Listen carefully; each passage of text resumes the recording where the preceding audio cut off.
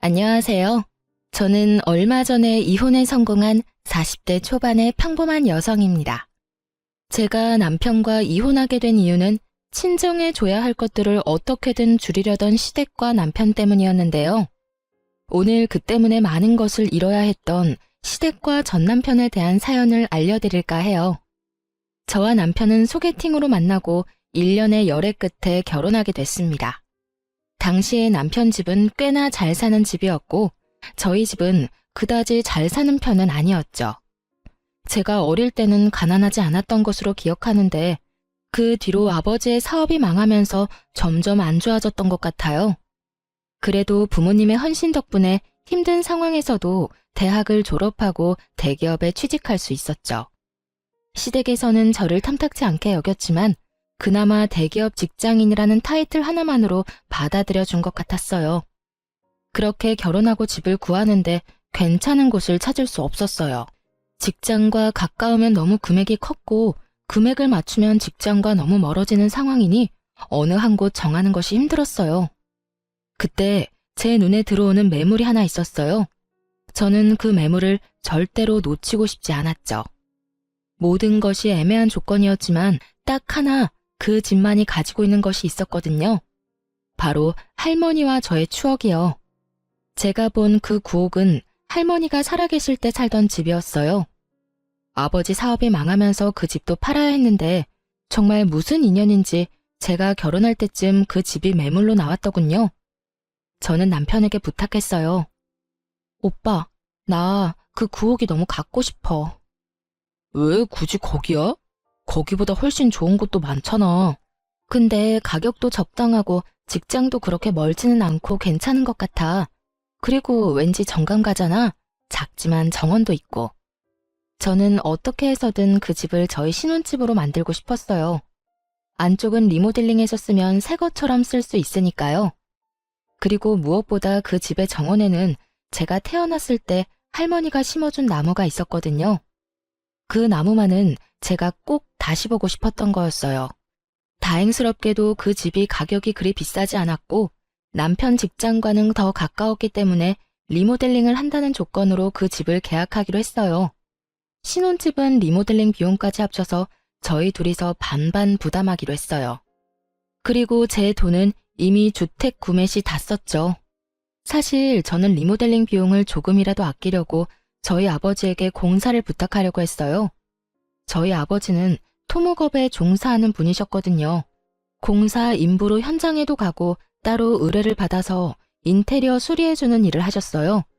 프리랜서로 하는 일이다 보니 많은 돈을 버는 건 아니었지만 그래도 아버지는 솜씨도 좋고 알고 지내는 인부들도 많았기 때문에 한번 부탁을 해볼 생각이었어요. 그런데 제가 그렇게 이야기했더니 시모가 반대를 하더군요.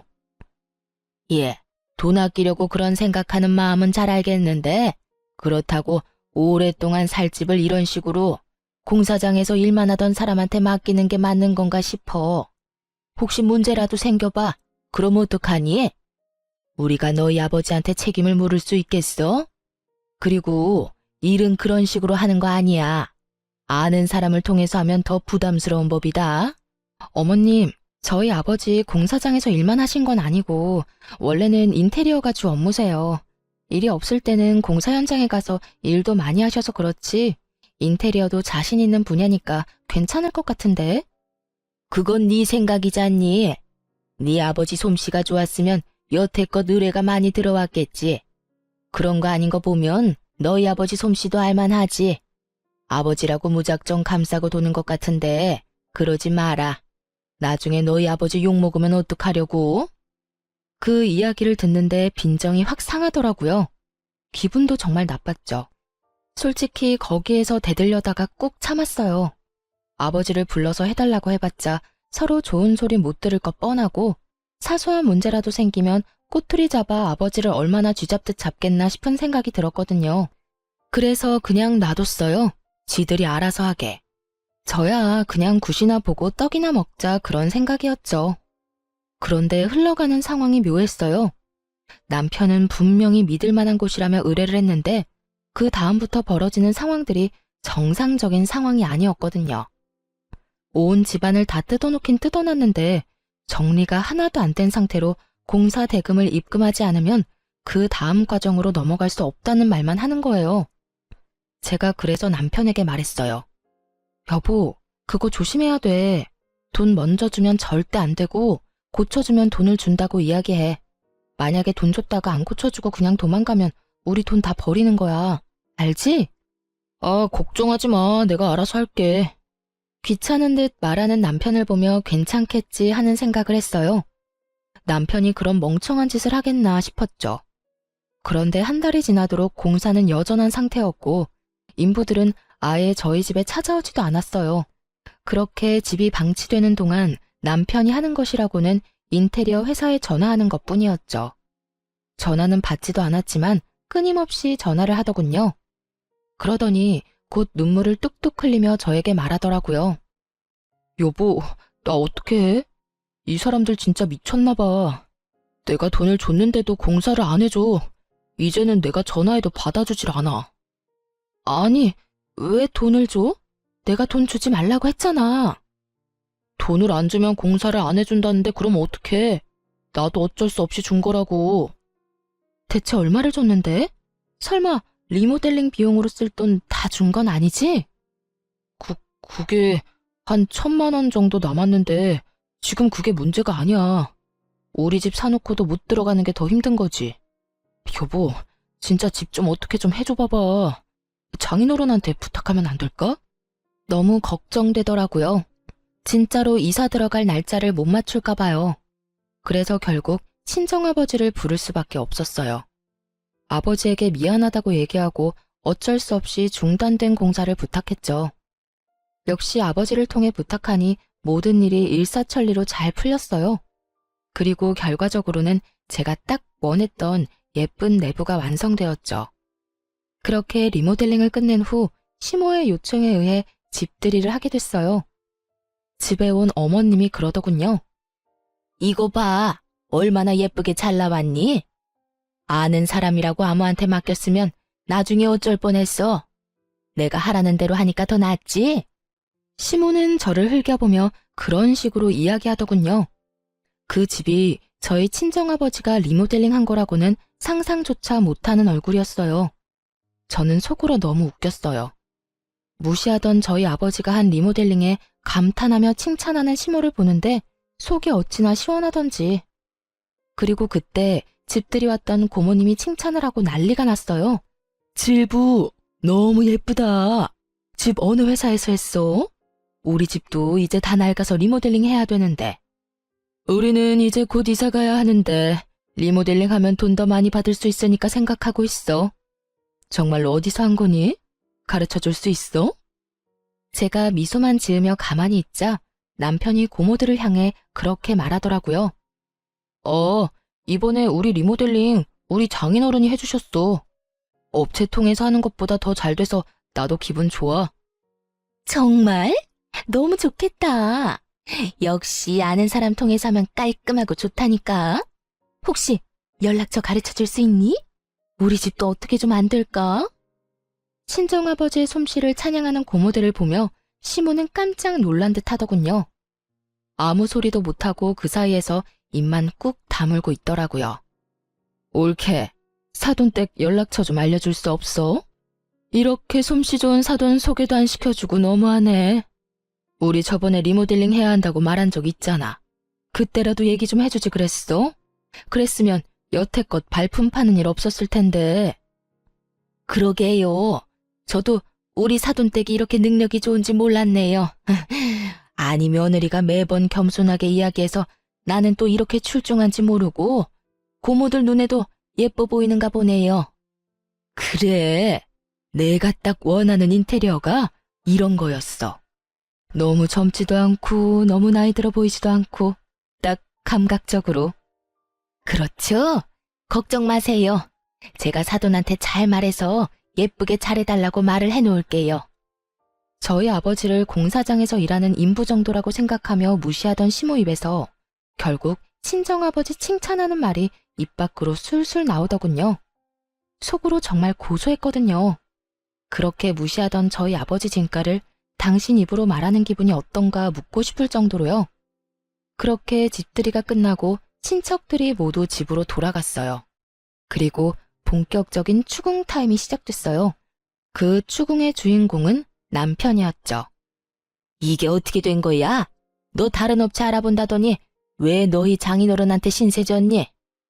엄마, 그게 아니라 저도 상황이 좀 급해서. 남편이 아무 말도 못하고 우물쭈물하자 답답했던 시모가 저를 보며 물었어요.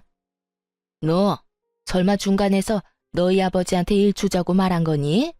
그래서 너희 아버지가 리모델링 한 거야? 아니요. 저는 아버지에게 부탁한 적 없고 남편이 업체 찾아서 리모델링 하려고 했어요.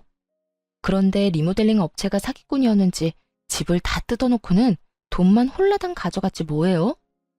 제가 남편한테 돈 절대 입금하지 말라고 했는데 결국은 어머님한테 받은 돈 중에 1,000만 원만 남기고 싹 다 입금하는 바람에 그 사람들은 도망가고 집은 엉망진창이었어요. 업체는 나중에 찾아가니 아예 없는 주소고요. 그렇게 사기당했다며 울면서 저한테 부탁하는데 그럼 어떡해요? 저라도 뾰족한 수가 있는 건 아니잖아요. 그래서 아버지한테 부탁한 거예요. 다행히도 아버지가 깨끗하게 마무리해 주셨고요. 제 이야기를 듣는 내내 시모의 인상이 찡그려지더니 지끈거리는 이마를 부여잡고는 자기 아들에게 소리를 질렀어요. 너 미쳤어? 그 돈이 어떤 돈인데 사기꾼한테 돈을 줘? 일을 안 했는데 돈을 왜 줘? 너 진짜로 돈 다 날린 거야? 1,000만 원밖에 안 남은 거면 확실하냐고? 엄마, 아니, 나도 잘해보려고 그랬지. 돈 주면 잘해줄 것 같아서 그랬는데 그렇게 도망갈 줄 누가 알았겠냐고. 왜 몰라? 일도 안 하면서 돈 달라고 하는 놈은 사기꾼이지. 너 이런 정신머리로 사회생활은 어떻게 한 거야? 사기 안 당하고 여태까지 산 게 신기하다 이놈아. 엄마, 근데 지금 그렇게 중요한 게 아니야. 장인어른이 리모델링 해주셨는데 리모델링 비용이 없어서 지금 돈을 못 드리고 있어. 1,000만 원 먼저 드렸거든? 나머지는 엄마가 좀 어떻게 해주면 안 될까? 야, 엄마가 무슨 돈이 있어? 그리고 네가 사기당한 돈을 왜 나한테 와서 찾아? 엄마, 한 번만, 진짜 한 번만 부탁이야. 너 집 살 때도 엄마가 돈 빌려줬잖아. 그 돈 가져가고 이제 남는 거 없어. 시모가 제 눈치를 살짝 보고는 그렇게 이야기하더군요. 돈이 없다는 건 사실이 아니었을 거예요. 시부가 사업을 하는데 그 정도 돈이 없을 리는 없죠. 그런데 시모가 뜬금없이 금으로 가져가지 않겠냐고 묻더군요. 저는 일단 아버지한테 물어본다고 이야기했어요. 아버지는 금으로 받아도 상관없다고 하더군요. 그렇게 리모델링 비용의 차액을 금으로 받았어요. 알고 보니 시부모가 모아놓은 금이 좀 있었던 것 같더라고요. 대부분이 남편 어릴 때 받은 금반지, 금팔찌, 금목걸이 등이었죠. 언젠가 남편한테 줄 생각이었던 것 같은데 돈은 주기 좀 그렇고 대신해서 이거라도 넘길 생각이었던 것 같아요. 그 정도는 감안하기로 했어요. 사실 저희가 현금을 손해보는 거랑 마찬가지지만 아버지는 여의치 않았어요. 왜냐하면 우리 집 리모델링을 해준 뒤로 여러 군데서 아버지를 찾는 연락이 많이 왔거든요.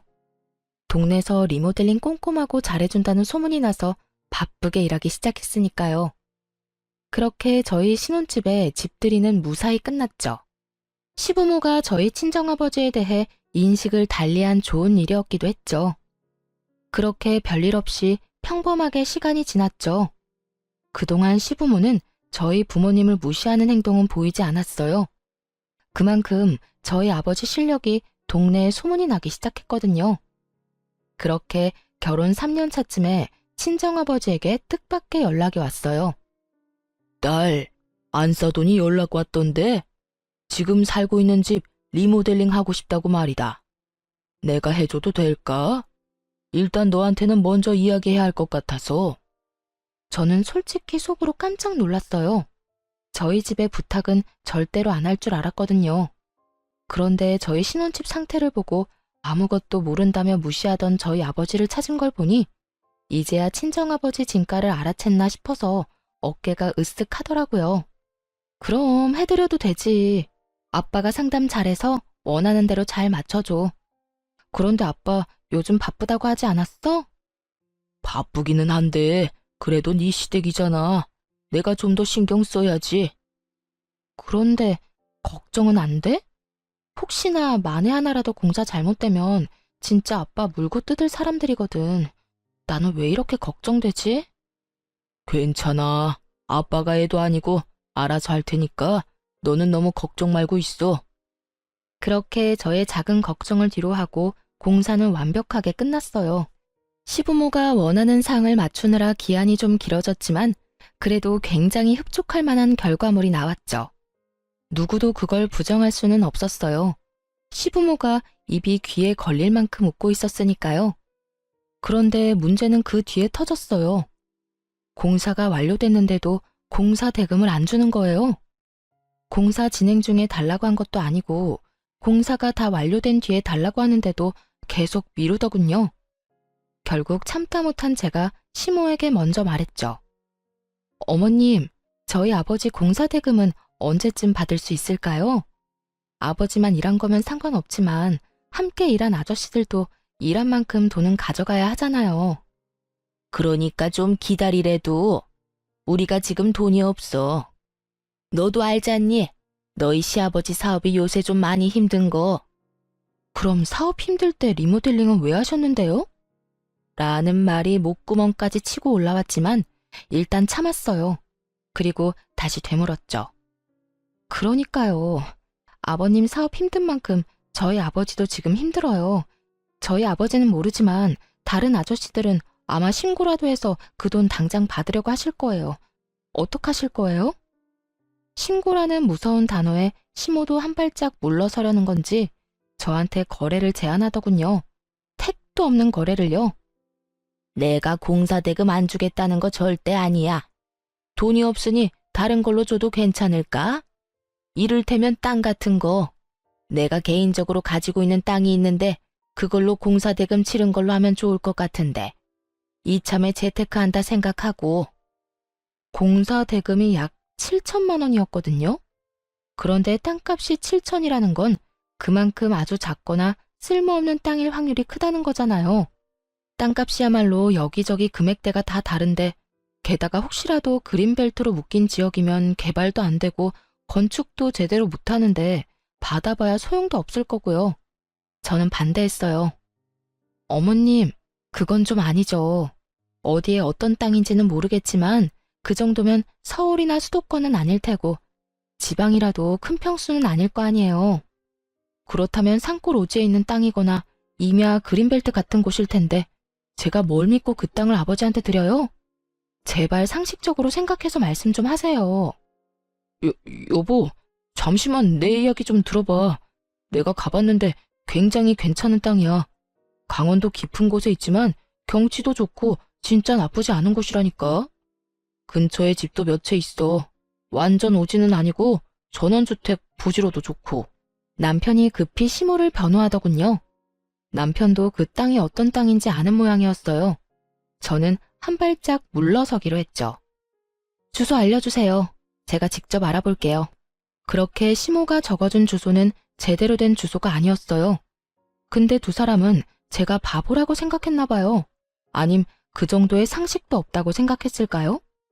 어쨌든 제가 그 주소로 등기부등본을 뗄 거라고는 생각도 못했던 것 같더라고요. 그 주소로 등기부등본을 떼니 소유주가 시모가 아니었거든요. 분명히 주소를 잘못 적어준 게 분명해 보였어요.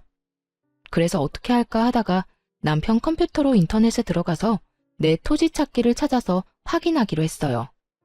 시모에 공인인증서가 있어야 했지만 남편이 예전에 공인인증서 갱신해주고 남편 컴퓨터에 저장하는 것까지 옆에서 본 적 있거든요. 공인인증서 비번도 남편이 포스트잇으로 화면 옆에 딱 붙여놔서 바로 확인 가능했죠. 그렇게 시모 이름으로 된 땅을 하나 찾았는데 인터넷 지도로 확인해보고는 얼얼해진 뒷골을 어루만져야 했어요. 딱 봐도 강원도 산골 완전 오지인데다가 무엇보다 맹지였어요. 그 토지에 인접한 도로라고는 없었거든요.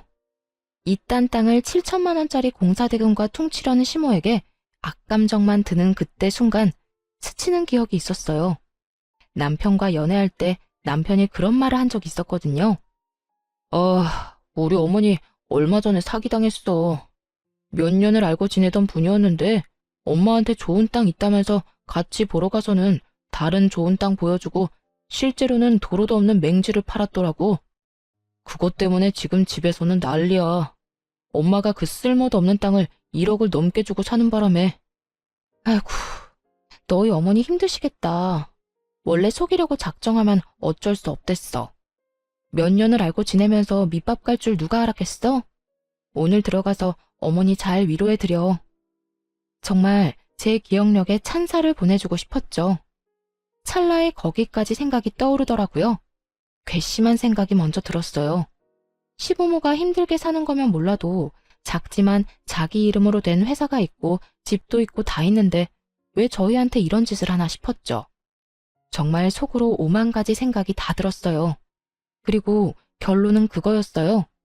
아직도 우리 집을 무시하는구나. 그래서 공사대금을 온전히 주기 싫고 어떻게든 깎아내고 싶은 거구나. 그래도 지들이 싼 똥을 우리더러 치우도록 만드는 거구나. 거기까지 생각이 미치니 저도 더는 참고 있을 수는 없겠더라고요. 시댁으로 갔죠. 남편도 그쪽으로 오라고 했고요. 다들 모였을 때 제가 단도직입적으로 말했어요. 어머님이 주시겠다는 땅 제가 찾아봤어요. 산골 오지에 맹지던데요. 그런데 그거 예전에 부동산 사기당했을 때 뭣도 모르고 사신 땅 아니에요? 왜 그걸 저희한테 떠넘기려고 하시는 거예요? 저희가 그렇게 바보로 보여요? 거기까지 알아낼 줄은 몰랐는지 다들 당황하며 눈치만 보더군요. 당신 주소는 어떻게 알아낸 거야? 너랑 너희 집이 안 가르쳐주니까 내가 직접 알아봤지. 내 토지 찾기 하니까 나오던데. 뭐? 그거 우리 엄마 공인인증서 없으면 못 보잖아. 우와, 당신 지금 나 몰래 우리 엄마 재산 알아본 거야? 이야기를 이상한 쪽으로 몰고 가는 남편을 보며 제가 피식 웃었어요. 재산? 그것도 재산이야? 사기당해서 처박아 놓고 어떻게 할 줄 몰랐던 그 재산? 공시지가 확인해보니까 공사대금에도 못 미치던 정말 별거 없는 땅이던데. 지금 여기서 화내야 할 사람이 누군데 네가 화를 내. 정신 나갔어? 너까지 어머니 하라는 대로 꼭두각시처럼 굴 거야? 아, 아니면 네가 본체였어? 네가 어머니한테 그러라고 시켰니? 야, 너 부모님 앞에서 무슨 말 하는 거야? 미쳤어? 미치긴 누가 미쳐? 네가 미쳤지. 내가 주소도 확인 안 하고 부동산을 낼름 받을 줄 알았어? 그런 와중에 다른 주소 준 사람은 또 뭐고? 내가 바보로 보여? 등기부등본은 찾아보지도 못할 사람처럼 생겼나? 소유주가 아니더라고요, 어머님. 할 말 없으세요? 그 땅 팔리지 않으니 그 가격이라도 저희한테 던지고 싶었던 거죠? 말씀해 보세요. 그래, 그랬다. 그런데 그게 뭐? 공사대금 줄 돈은 없고 대금은 내야 하니 내가 생각한 절충안으로 꺼낸 말이야. 주소는 내가 잘못 찍어준 거고. 그리고 너는 애가 은혜도 모르고 이 시어미를 이렇게 못살게 굴 수가 있니? 막말로 너희 아버지 우리 덕분에 일거리 많아진 거 아니니? 그 정도로 의뢰 많이 받았으면 우리 집 공사 정도는 공짜로 해줘도 되는 거 아니냐고. 그게 왜 어머님 덕분이에요? 저희 아버지가 솜씨가 좋아서 일이 많이 들어온 걸, 그리고 생색내는 거 부끄럽지도 않으세요? 저희 아버지가 우리 신혼집 리모델링 해주겠다고 했을 때 절대 안 된다며 막은 사람이 누군데. 그래놓고 뭐요? 우리 덕분? 바보 같은 남편 덕분이겠죠. 등신같이 사기만 안 당했으면 저희 아버지가 뒷수습해줄 일도 없었을 테니까. 야, 너 무슨 말을 그렇게 해? 나 지금 무시하는 거지? 우와, 이런 식으로 나오면 나도 못 참아. 그리고 우리 집이 돈 떼먹는 데어? 준댔잖아. 돈 없으니까 땅으로. 그 땅이 없는 땅도 아니고 실제로 있는 땅이야. 돈도 우리 팔려는 것보다 더 비싸게 주고 산 땅이고. 사기당했으니까 그렇지.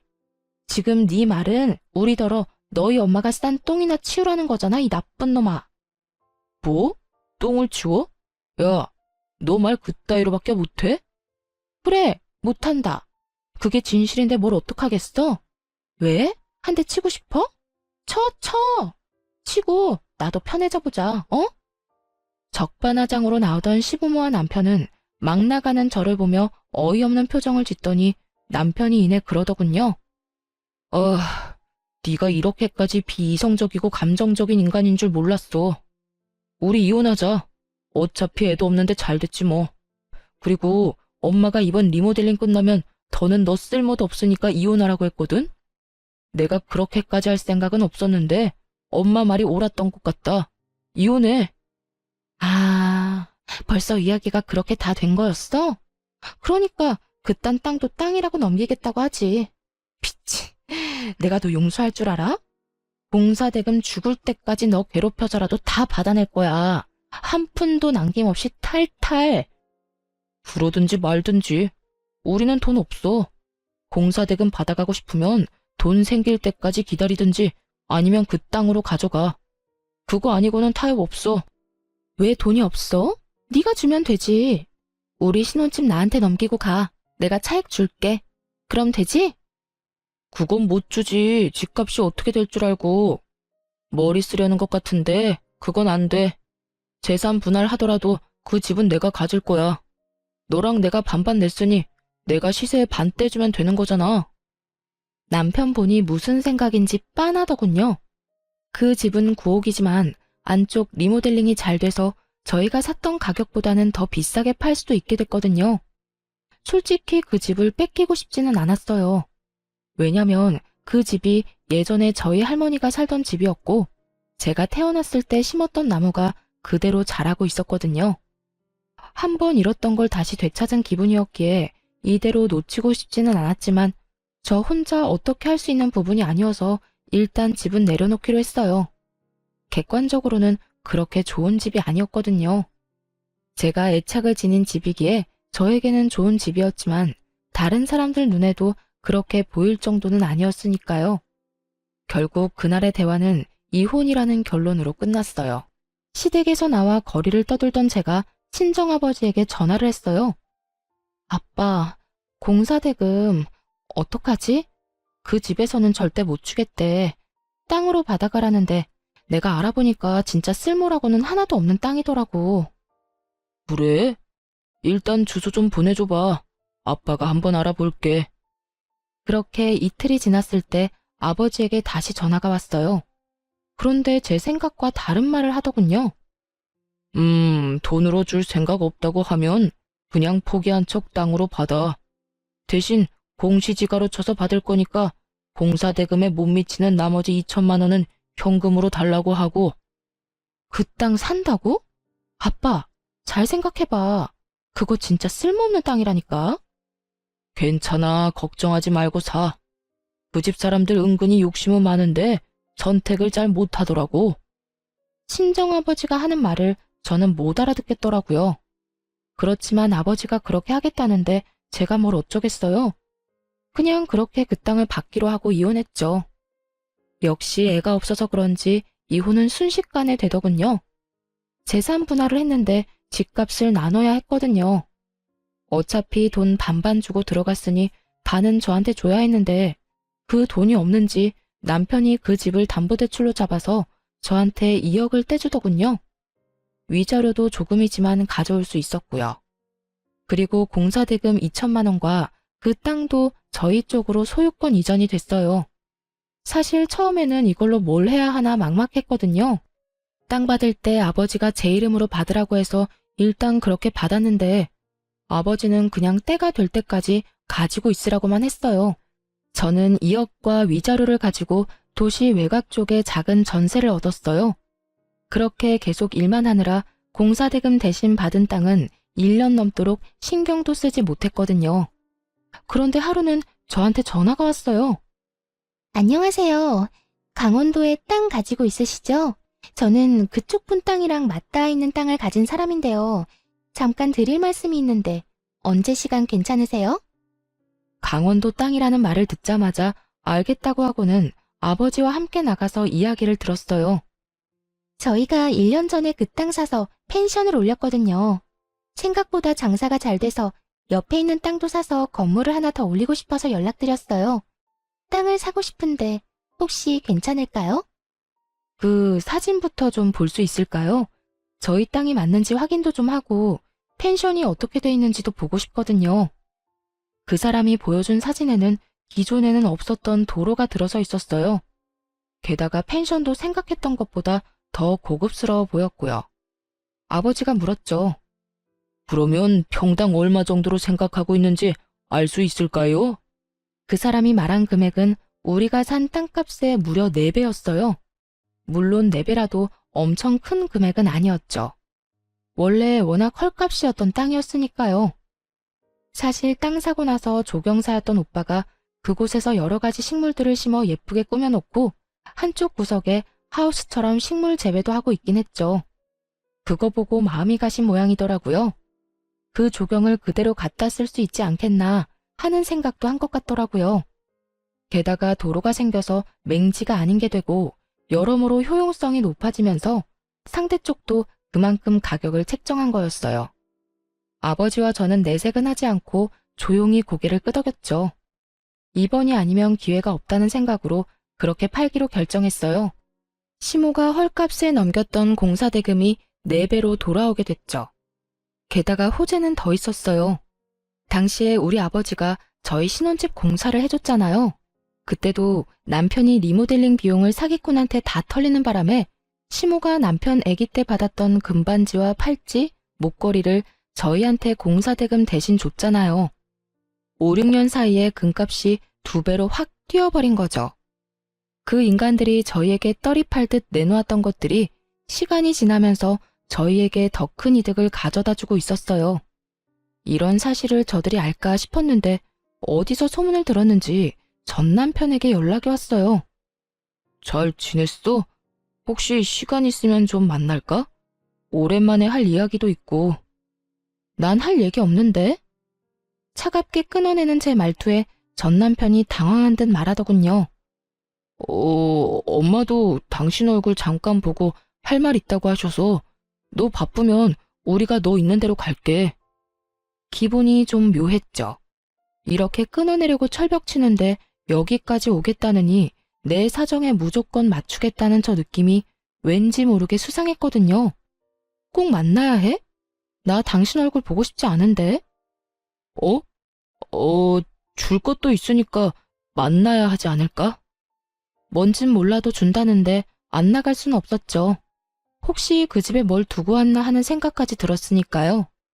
그래서 만나러 갔는데 대뜸 탁자 위에 올린 건 돈이었어요. 이거 뭐야? 이거 장인어른 당신 아버지가 우리 엄마네 공사해주고 받아야 했던 공사대금이야. 나 다 받았는데? 왜 돈을 또 줘? 이거 받고 그 땅 다시 돌려주면 안 될까?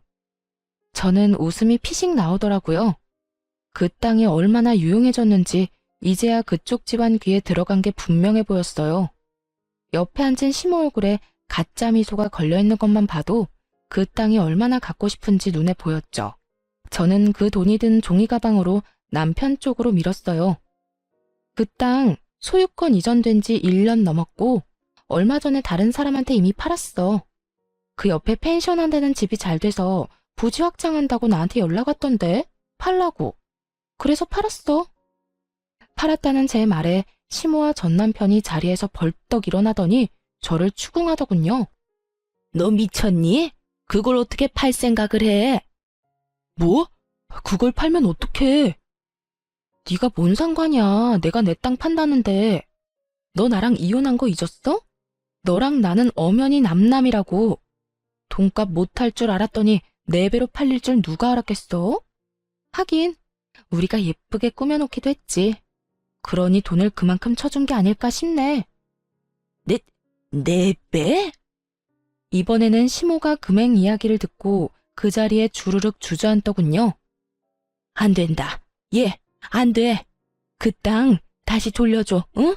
제발 돌려줘. 내가 그걸 얼마에 샀는데 내가 너한테 헐값에 넘긴 거야.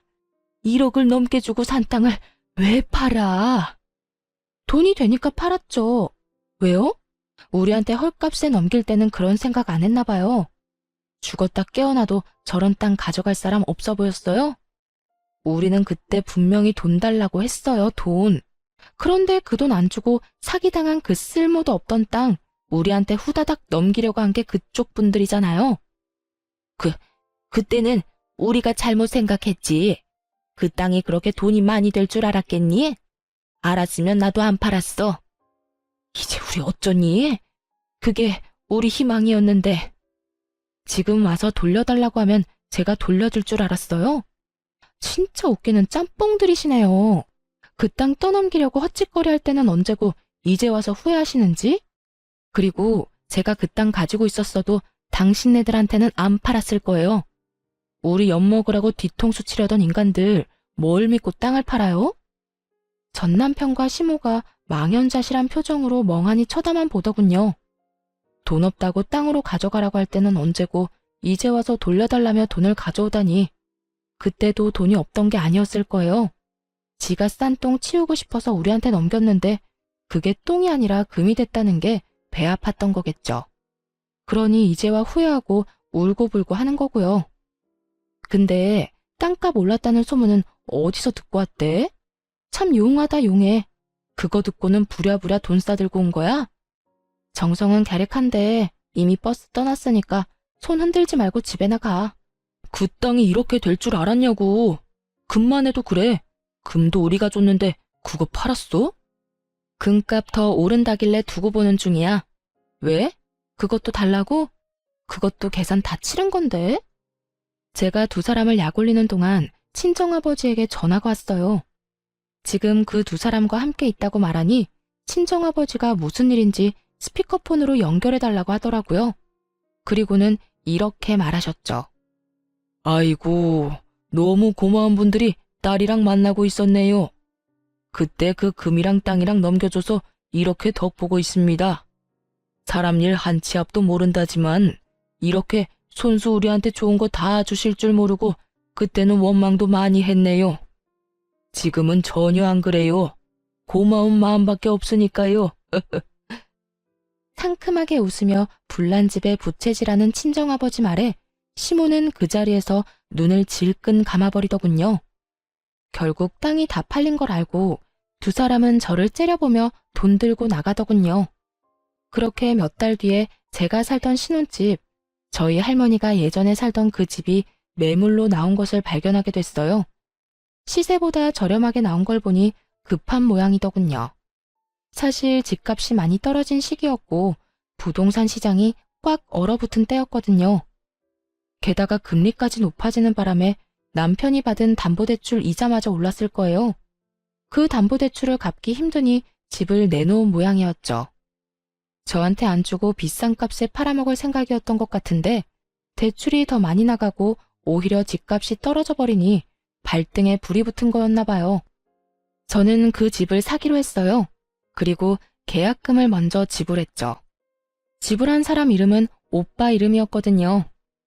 결국 계약한 사람이 저인지 눈치 못 챈 전 남편은 계약을 하러 부동산으로 왔더군요. 제가 부동산에 등장하니 전 남편이 저를 보고 깜짝 놀라더군요. 뭐야? 당신이 왜 여기 있어? 내가 계약하려는 사람이거든. 엄밀히 따지면 오빠와 내가 반반 내고 사기로 했어. 당신이 왜 여기에 있냐고. 그 집이 그렇게 갖고 싶었어? 그러고 보니 그렇네. 너 일부러 나 이렇게 놔뒀지? 네가 그 집 필요한 것처럼 욕심내는 모습 보이면 내가 오히려 더 이 쓸모도 없는 집에 집착할 거 알고 그래서 그랬지? 너 때문에 지금 내가 무슨 꼴인지 알아? 이자 올라서 대출금도 못 갚을 처지야. 그래놓고 이것까지 헐값에 가져가려고? 야, 너 미쳤어?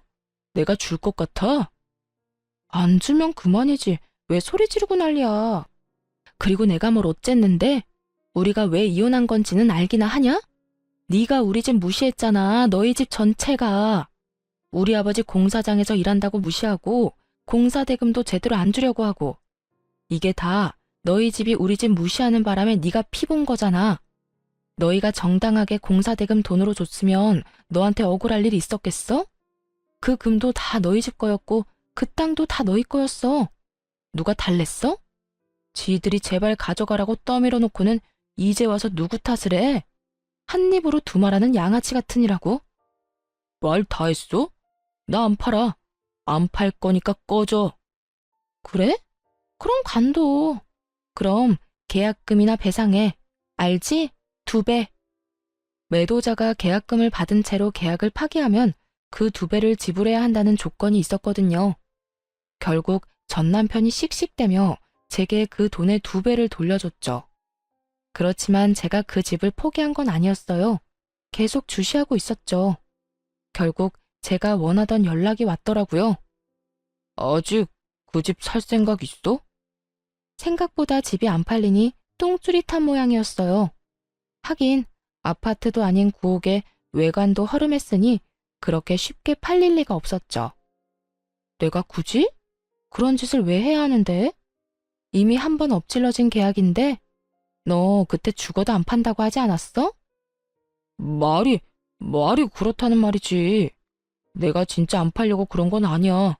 살 생각 있으면 제값 주고 가져가던가. 미안한데 살 생각 없어. 당신이 알아서 잘 처리해. 다시는 연락하지 마. 야, 잠깐만. 내 말 좀 들어봐. 아깝지 않아? 너 이 집 좋아했잖아. 그럼 좀 더 깎아줄게. 제발 부탁이야. 한 번만 내 말 좀 들어줘봐. 됐다니까? 끊는다. 그렇게 끊어버리자 문자로 온갖 욕을 다 보냈더라고요. 사실 일부러 튕겼어요. 안 팔릴 거라는 거 알고 있었으니까요. 결국 3달 뒤쯤 그 집이 경매 매물로 나와 있는 걸 발견했죠. 담보대출이 워낙 많고 워낙 오래된 집인데다 아무래도 입지가 좋은 곳도 아니라 몇 번이나 유찰이 됐더군요. 그래서 가격이 많이 떨어진 상태였어요. 그리고 그건 저에게 매우 좋은 기회였죠. 제가 저번에 사려던 금액보다 훨씬 저렴하게 낙찰받을 수 있었거든요. 그 뒤에 낙찰받은 사람이 저라는 걸 알았는지 전 남편에게 연락이 왔어요. 야, 너 경매로 나올 거 생각하고 안 샀지? 어떻게 이렇게 악독할 수가 있어? 나는 완전 빈털털이 아무것도 없는 이혼남 신세가 됐는데 왜 너만 잘 나가냐고. 네가 왜 빈털털이야? 너희 아버지 사업하잖아. 가서 돈 달라고 하면 되지. 지금 그 사업도 망하기 일보 직전이라고. 내 상황이 이런데 어떻게 너까지 내 뒤통수를 쳐? 그래도 한때는 와이프였잖아. 내 뒤통수 먼저 친 건 너고요. 사기당해서 산 땅 우리 집에 헐값에 넘기려던 게 너 아니었어? 되게 넌 결백한 것처럼 말하네. 그래도 지금 결과를 보라고. 너 혼자 다 가져가게 됐잖아. 이건 아니잖아. 왜 내가 이런 꼴을 당해야 해? 왜? 투정 부리고 싶으면 너네 엄마 찾아가서 투정 부려. 나한테 전화해서 이딴 하소연하지 말고. 듣기 싫으니까 끊을게. 그렇게 전화를 끊고 다음 날인가 시모가 저한테 전화했더라고요. 제가 시모 번호를 차단해놨더니 모르는 사람 번호로 전화해서요. 야, 네가 인간이야? 어떻게 우리 애를 다 털어먹을 수가 있어? 네가 그러고도 양심이 있는 거야? 피도 눈물도 없는 년 결혼을 시키지 말았어야 했어. 그랬으면 우리 아들이 이렇게까지 너한테 다 뺏기진 않았을 텐데. 헛소리 하려고 전화하셨어요? 웃기네요. 싫다는데도 저한테 자기들 거 다 안겨준 건 그쪽이랑 그쪽 아드님이잖아요. 그래놓고 이제 와서 후회는 왜 해요? 남의 떡이 커 보여요? 아, 하긴 떡이 그때보다 많이 커지긴 했죠. 그렇다고 해서 이미 준 걸로 후회하면 한도 끝도 없어요. 그래도 인간적으로 고마움은 전할게요. 그때 우리 집에 주신 거 다 고마워요. 안 받았으면 큰일 났을 거예요. 이렇게 대박 칠 줄 누가 알았겠냐고요. 아유, 아까운 내 금, 아까운 내 땅. 그것들이 지금 시세가 얼만데 그걸 놔뒀으면 내가 지금쯤 이러고 있지도 않을 텐데. 아이고, 내가 미쳤지. 왜 그걸 전현한테 줘가지고 조금만 더 기다렸으면 됐을걸. 전화로 악담을 퍼붓던 시모의 전화를 끊어버렸어요. 이제와 후회한들 어쩌겠어요. 저는 손해 하나 안 보고 이혼했으니 이혼 잘한 거지만 공사대금 좀 아끼려다가 손에 쥔 패드를 모조리 넘기고 결국은 나중에서야 후회하며 눈물 흘리는 저들은 이혼이 최악의 선택이었던 거죠. 그리고 이렇게 된 것도 제 탓은 아니잖아요. 그래도 그 집까지 뺏어오니 속이 다 시원하더군요. 저는 경매로 산 우리 신혼집의 외관을 친정아버지에게 부탁해 살짝 고쳐서 살고 있어요. 아버지도 그 집 가져온 거 너무 좋아하셨고요. 그 집에는 저뿐만이 아니라 아버지의 추억도 함께 들어 있으니까요. 친정아버지도 종종 들르는 집이니 앞으로도 제가 계속 가지고 갈 집 같아요. 어떠세요? 웃기지 않나요? 어떻게든 값 깎아보려다가 영혼까지 탈탈 털린 저의 전시댁 사람들 이야기요. 여러분들이 재미있게 읽어주셨다면 좋겠네요. 그럼 모두들 즐거운 하루 되세요.